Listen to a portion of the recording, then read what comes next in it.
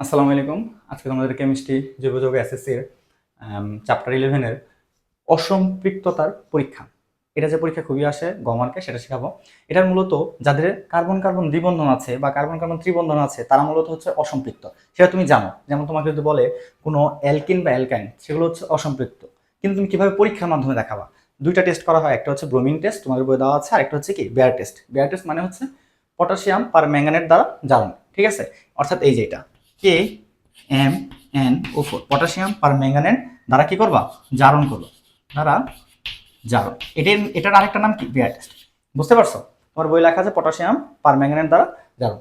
আর উপরটা হচ্ছে bromine test. অর্থাৎ তুমি যখন ব্রোমিনের সাথে কোনো অ্যালকিনকে বিক্রিয়া করাবা তখন ব্রোমিনের বর্ণ হচ্ছে কি লাল। এই লাল বর্ণটা নষ্ট হয়ে যাবে। যদি নষ্ট হয় বুঝতে পারবা কি এটা একটা অসম্পৃক্ত হাইড্রোকার্বন। অথবা সেটা যদি অ্যালকাইন হয় সেক্ষেত্রেও ব্রোমিনের কালারটা নষ্ট হয়ে যাবে। বুঝতে পারছো? এটা হচ্ছে টেস্ট এক। আরেকটা টেস্ট হচ্ছে পটাশিয়াম পারম্যাঙ্গানেট দ্বারা জারণ।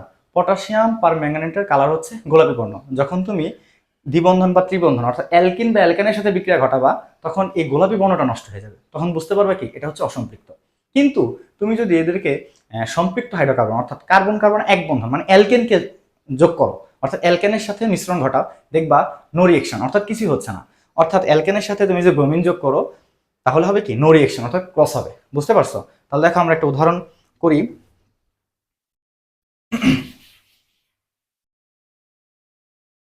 ধরো তোমাকে বলে দিছে ইথিন কেন অসম্পৃক্ত হাইড্রোকার্বন? কে? ইথিন CH2 CH2, ঠিক আছে? এটা কেন অসম্পৃক্ত হাইড্রোকার্বন? তাহলে প্রথমে তুমি ব্রোমিন টেস্ট করো।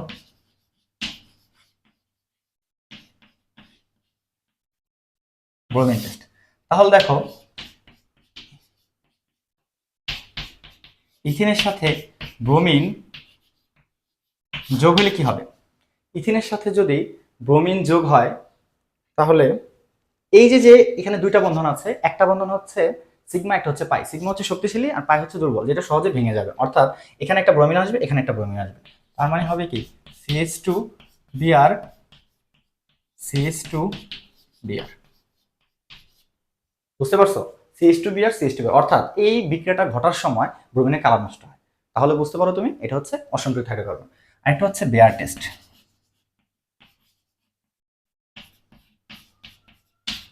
বেয়ার টেস্ট কি?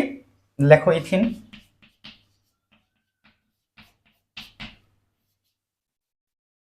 এর সাথে তুমি কি যোগ করবা?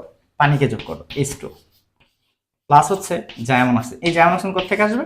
এই যে পটাশিয়াম পারম্যাঙ্গানেট KMnO4 আর হচ্ছে পটাশিয়াম হাইড্রোক্সাইড এর উপস্থিতিতে দেখো এই H2ওটা ভেঙে কি হবে? H2ওটা মূলত এই H2ওটা ভেঙে হবে কি OH।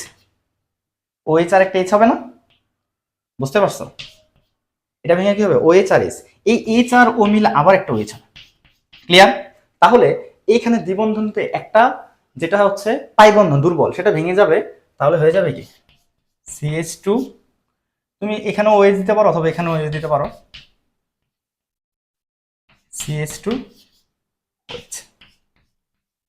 বুঝতে পারছো? দেখো হাত মিলে গেছে, দুইটা তিনটা এ হচ্ছে চারটা, দুইটা দুইটা হাইড্রোজেনকে ধরছে, একটা OH মূলককে ধরছে, তিনটা একটা চারটা। বুঝতে পারছো? অর্থাৎ এই পটাশিয়াম পারম্যাঙ্গানেট দ্বারা যখন সে উপস্থিতিতে বিক্রিয়া ঘটাবে পটাশিয়াম পারম্যাঙ্গানেট দ্বারা জারণ, তখন কি হবে? এর গোলাপি বর্ণটা নষ্ট হয়ে যায়। বুঝতে পারবে অসম্পৃক্ত হাইড্রোকার্বন। এটা হচ্ছে ব্রোমিন টেস্ট, এটা হচ্ছে বেয়ার টেস্ট। তুমি চাইলে যদি অ্যালকেন দিয়ে করতা সেক্ষেত্রে হতো 2 মোল নেওয়া লাগতো, 2 মোল ব্রোমিন নেওয়া লাগতো। বুঝতে পারছো? তুমি ইথিন বলুক, প্রোপিন বলুক, ইথাইন বলুক, প্রোপাইন বলুক, সবগুলো এই নিয়মে করতে পারবে। ঠিক আছে? দেখা হবে নেক্সট কোন ভিডিওতে। আসসালামু আলাইকুম।